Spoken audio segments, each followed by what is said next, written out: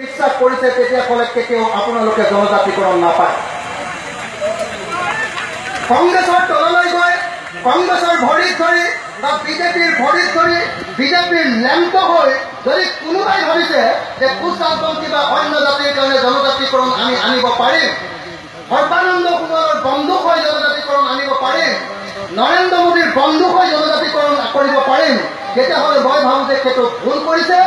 যদি জনজাতিকৰণ আনিব লাগে তেতিয়াহ'লে মই আপোনালোকক খাটাংকে কওঁ যে কোনো মডেলিটিত সোমাই লৈ আপোনালোকে জনজাতিকৰণ আনিব নোৱাৰে। জনজাতিকৰণ কেৱল এটাতেই আনিব পাৰিব যেতিয়া সমগ্ৰ জাতিটো জাগি উঠিব আৰু ভাৰত চৰকাৰে বুজি উঠিব যে কোচ ৰাজবংশীসকলক যদি জনজাতিকৰণ নিদিওঁ তেতিয়াহ'লে অসম অশান্ত হৈ যাব। যেতিয়া ভাৰত চৰকাৰে বুজি উঠিব যে কোচ ৰাজবংশীসকলক যদি জনজাতিকৰণ নিদিওঁ তেতিয়াহ'লে উত্তৰ পূৰ্বাঞ্চললৈ সোমোৱা ৰাস্তাটো বন্ধ হৈ যাব, শ্ৰীৰামপুৰ গেট বন্ধ হৈ যাব, বঙাইগাঁৱৰ অসমলৈ যাবলৈ বা উত্তৰ পূৰ্বাঞ্চলৰ অন্য ৰাজ্যলৈ যোৱাটো কেতিয়াও সম্ভৱ নহ'ব। কেতিয়াও দিল্লীয়ে ইয়াৰ পৰা কয়লা বা তেল ৰেলৰ ৰোজাৰত লৈ যাব নোৱাৰিব।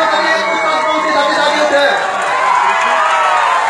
গতিকে মই ইয়াত উপস্থিত থকা প্ৰত্যেকজন কেন্দ্ৰীয় নেতৃত্বক মাত্ৰ এটাই অনুৰোধ কৰিছো, আপোনালোকে কেতিয়াও কোনো পৰ্যায়ে মডেলিটিৰ প্ৰশ্নত নোসোমাব। যদি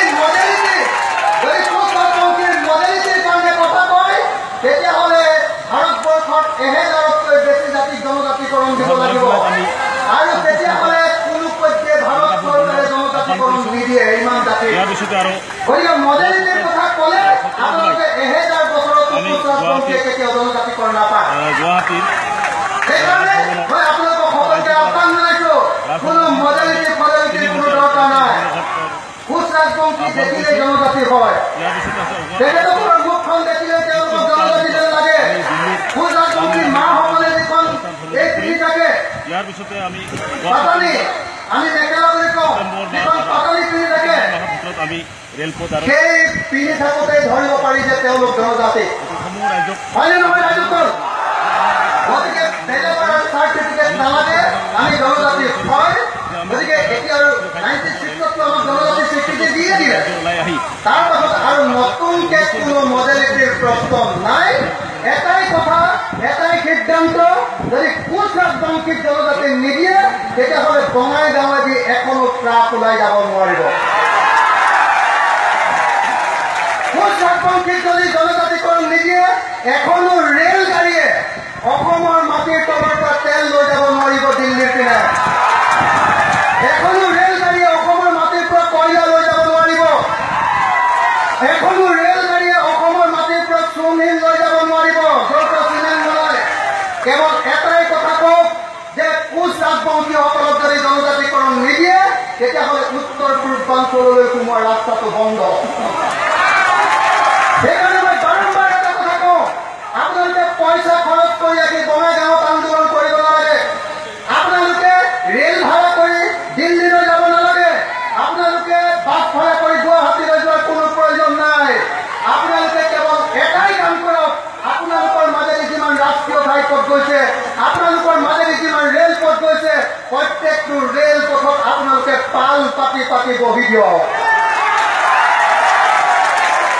ঘৰৰ মানুহে ভাত আনিব, গাঁৱৰ মানুহে ভাত বনাই দিব, ৰাস্তাৰ কাষত ৰেল আনি কিনাৰত ভাত বনাব আৰু আপোনালোকে পাল পাতি পাতি কৈ দিয়ক যে যেতিয়ালৈকে জনজাতিকৰণ নহ'ব তেতিয়ালৈকে সকলোৱে আমি ৰেল আলিত বহি থাকোঁ।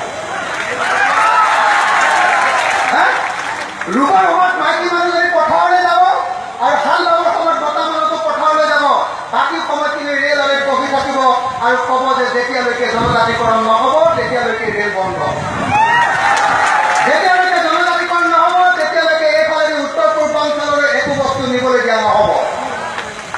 তাৰ পাছত আপোনালোকে চাই থাকক, দিল্লীয়ে আপোনালোকক জনজাতিকৰণৰ কথা নকয়। দিল্লীয়ে আপোনালোকক প্ৰধানমন্ত্ৰীৰ লগত আলোচনা কৰি দিম বুলি আপোনালোকক নচুৱাই নাথাকে। প্ৰধানমন্ত্ৰী আপোনালোকৰ ইয়ালৈ আহি যাব, মুখ্যমন্ত্ৰী আপোনালোকৰ ইয়ালৈ আহি যাব আৰু মুখ্যমন্ত্ৰী আৰু প্ৰধানমন্ত্ৰীয়ে হাতযোৰ কৰি ক'ব যে আপোনালোকক আমি ইমান তাৰিখৰ ভিতৰত জনজাতিকৰণ দিম, আপোনালোকে ৰাস্তাটো খুলি দিয়ক।